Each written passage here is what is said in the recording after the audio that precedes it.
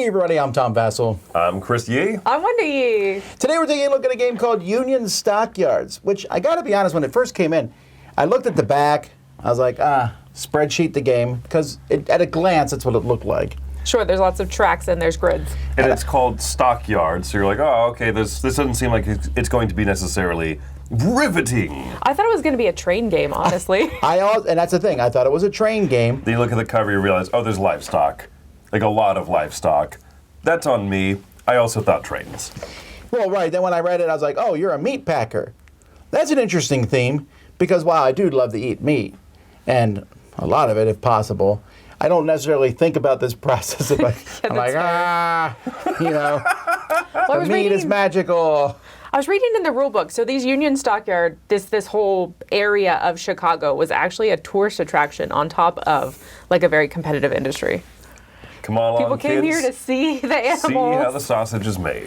I'm not particularly sure you're playing heroic figures in this, especially since you're also quashing the Union as much as you can, or at least appeasing the Union. Anyway, we'll show you how it plays, and we'll be right back.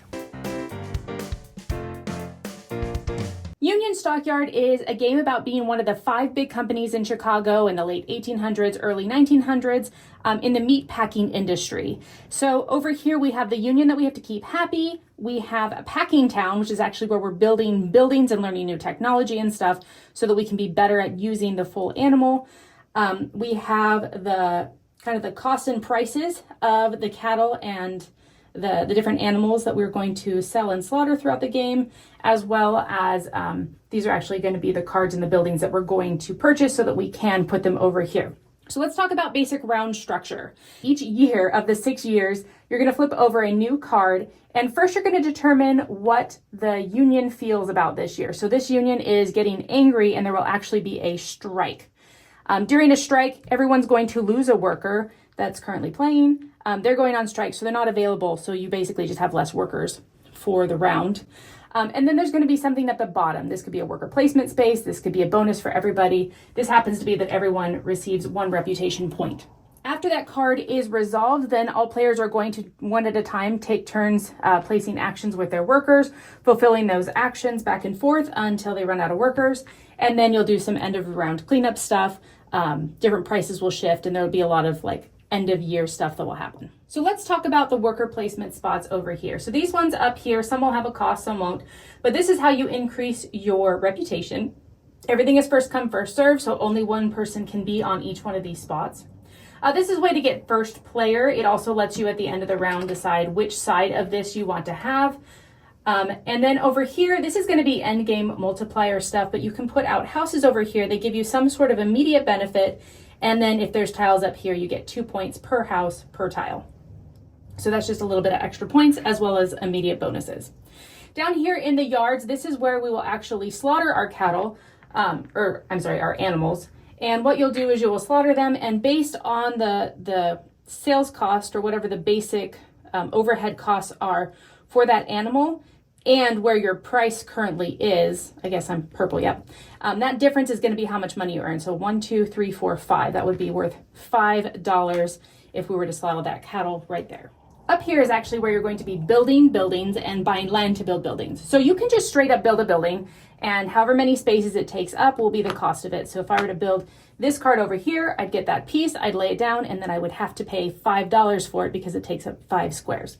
Now, if I wanted to instead come here and buy land, I can actually get a 6x6 grid for only $2. So that's a great discount. If I were then to place this somewhere before I buy a building, then when I buy that building, each one of those spots is already paid for.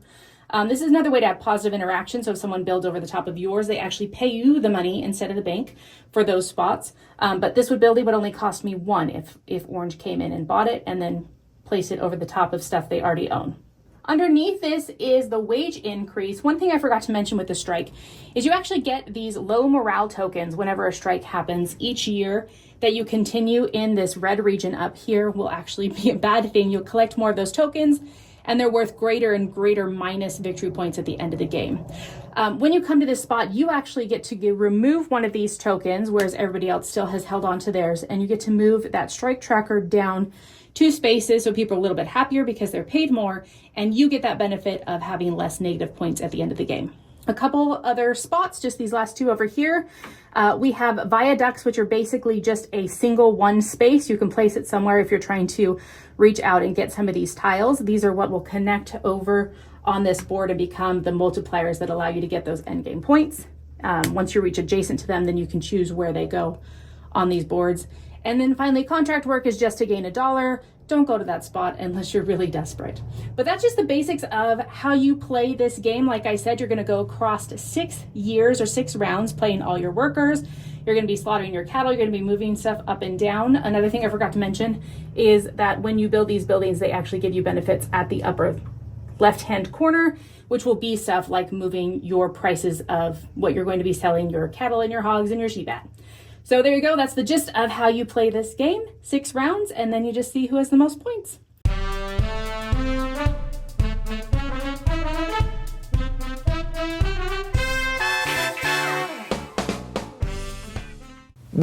Component-wise, when I opened this up, I mean, it was like, wow, look at these big, chunky buildings, and this is a really well-produced game.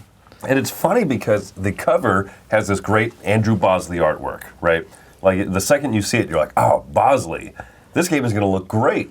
And then the inside of the game, you realize, oh, upon kind of inspection, they just took images from the cover and like a part of the cover they put on the back of the cards. They took part of the cover, they put it somewhere else. There's actually very little Andrew Bosley artwork in here. Most of the stuff is kind of period photography, and yet it still looks good. This is that older look, but I think done pretty well. Yeah, I feel like it's a beige-looking game, but it's meant to fit its time period, and so it fits.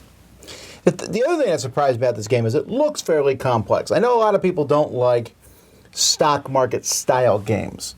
Buy low, sell high. That's the general principle. Why would nobody like that, Tom? I love it. A lot of it, though, has to do with math. You're like, okay, 4 times 17. Okay, I'm going to do this.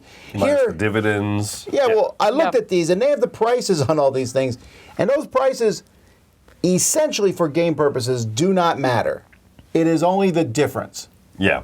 So I sell for this much, I have to pay this much. But that's just 5 steps. Yeah, I made $5. Right. It's 5. Right. You don't even have to do subtraction. You just count the steps.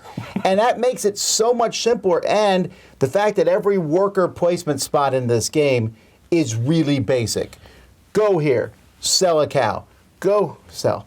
Go here, build a building. Go here, get some land. It's like really, really good, and yet it still retains that whole, I can't believe Wendy went to that spot, I was going to go there. It really surprised me. I expected this to be a much heavier game than it was. Yes. This feels like a weeknight game. Like, I could pull this out, I could play it. And where you see where all of the worker placement spots are, it's very clear. Like, anywhere that has that little dashed circle around it, it's a worker placement spot. And I feel like they're all really obvious what they are. In fact, in the overview, I was able to go over every single one in like less than 5 minutes. So it's not a super complicated game, even though it looks like a big, heavy economic game. And yet there's still a good amount of choices. Hey, do I want to do I want to slaughter a sheep this turn? Well, if I do, then I know during the upkeep phase, then the price of that is going to go up because it's currently that would push it to be the least prominent. Therefore, so there's like some good implications of your choices. Do you want to buy the election? You could do that, and then you get to choose one of the action spaces for next round, and you get to go first. That's cool. I don't like. It's a good double whammy there because going first is a big deal too. It is a big deal, and so I don't know if I've seen too many games where you can change a worker placement spot, depending on which side won the election that year. And so I think that there's not a lot of innovation in the game. Put buildings in a grid, basic worker placement. But that part is fun enough that I look at it and go, hey, a new idea. I like it. I like the putting buildings in the grid because you have those spaces you can buy. You have your card that you can put out, and you can make everything cheaper for yourself. Because you're like, I pre-bought this land before I built on it. Unique. You're saying there's nothing innovative. I think I haven't seen that in games before. Not very often. Not done this directly. That's true. It's very clever because you pay the other person, or you just get the land for cheaper. Now, that being said, I love putting the buildings out. You can definitely, this is the one, besides taking a spot I want, you can really kind of try to get in people's faces by like, oh, I bought the land right next to your factory. I was going to build there probably. You know, there's some interesting things there. I do feel that the color buildings touching each other for points, I would have cut that out. That just feels like a who cares moment. It's very minimal. I mean, it's way more important to attach the different symbols to score points on the side. Like, that is way more critical. I only cared about the color building. I almost never did because I'm sitting there saying, which building can I afford? Mm-hmm. And Sure. I counted the buildings. To get those bonuses of having the same type of buildings, there's no wiggle room there. You get it or you don't. Right. There's like exactly enough. There's exactly enough. And so I actually like that because that makes picking the building you're going to get a pretty big deal. Mm-hmm. I also went through and counted all the buildings and different things with the different animals, and there's definitely distinct differences between all three animals when you go through the number of buildings for them and the way they score points on the side. That's a good point, right? Because cattle, you're going to mostly bump up the track with the popularity track. Yes. It's called, right? And there's not as much from the buildings. So you can kind of lean towards different. All the animals feel the same at the start of the game. It's easier to bump up sheep with the little side buildings that you build. Yes. Mm-hmm. Yeah. So there's some nice differences there all around. I think my one struggle with it, so I guess we'll start with scores. Is that good? Yeah. I'm going to start with a 7.5 for this. I love all the economic stuff. I love all the moving of the animals on those tracks. I like putting out the buildings because I love just being able to tactically decide where I'm going to put stuff. I enjoy all of that. I feel like the worker placement is going to run a little dry for me over time. I think for me, this probably has like a good 5 or 6 plays, and then I'll be done with it. Just because that's the way I tend to feel with worker placement games that don't have a ton of spaces. And so I feel like with this one, it's going to feel kind of samey. The buildings are going to kind of feel the same over time. But other than that, I really enjoy a lot of what's going on. And it's a unique theme, which is surprising. It's one thing that I've never thought of making a game for. Slaughtering cattle. That doesn't bother me as much, and that's because the game is so fast. The back of the box is 45 to 90 minutes, and they may be exaggerating that on the high end almost. Like with 4 players, you can get this done in an hour, 70 minutes, very easily. I think 2 players, we played for like 35 minutes. Yeah. We learned the rules, and then we just kinda go. breeze through It's it. really quick, and if you have a lot of strikes, even quicker.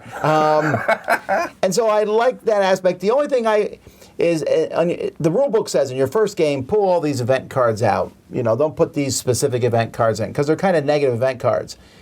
I would always do that because the game already has enough going on. I don't need there to be less stuff out there to do. There's not that many worker placement spots. That's more of a personal preference, but I think the components are great. It plays really fast. It's interesting. The buildings and stuff. I don't know. I like the flow of it a lot, so I'd give it an 8 out of 10. And I'm coming in myself at a 7.5. I'm right there with you that it's fun. It's not super deep and robust, but it doesn't need to be. Mm-hmm. This is a game that reminds me both in kind of the historic theming and the nice presentation and how kind of quick and breezy it is to play as Pan Am, the game from Funko Games.